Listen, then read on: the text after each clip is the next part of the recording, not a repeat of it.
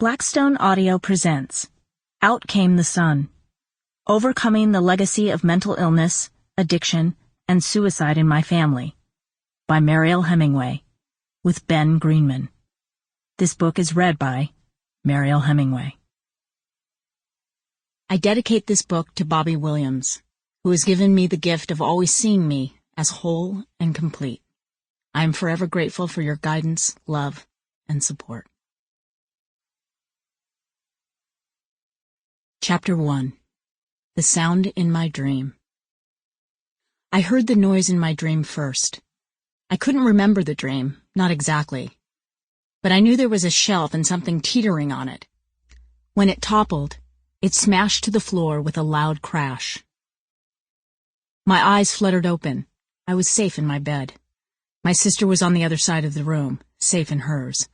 A nightlight glowed warmly from the corner. All was good. It was just a dream. I closed my eyes and tried to sink back into the comfort of sleep. But then there was another crash and a dull thump, and words I couldn't quite make out, spoken at high volumes by two voices. The voices were coming from downstairs. One was clipped and efficient, unemotional, even in anger. That was my mother. The other was louder, deeper, my father. The higher voice stabbed at the air. The lower voice responded. My eyes came open again. The night had started promisingly. We were hosting a dinner party at our house. My parents were like many other American couples in the mid-60s. My father, Jack, was big and broad. He wore fishing shirts and khaki pants during the day and transitioned to something slightly more formal in the evenings. A cleaner shirt, maybe plaid, and corduroys. My mother, Puck, her real name was Byra Louise, but no one called her that, was skinny and impeccably dressed.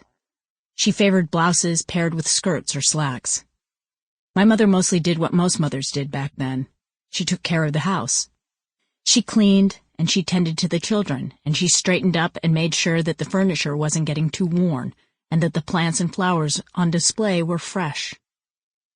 Above all, my mother cooked, and when my parents had a dinner party, she took control.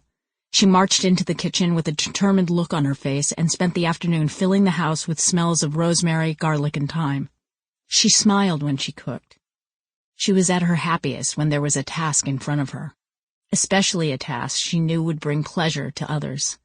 She didn't need to do her hair because it was done weekly at the beauty shop, sculpted into an impressive stack that was almost a beehive. She wore flats, never high heels. The women in my family were tall enough without help from their Sample complete.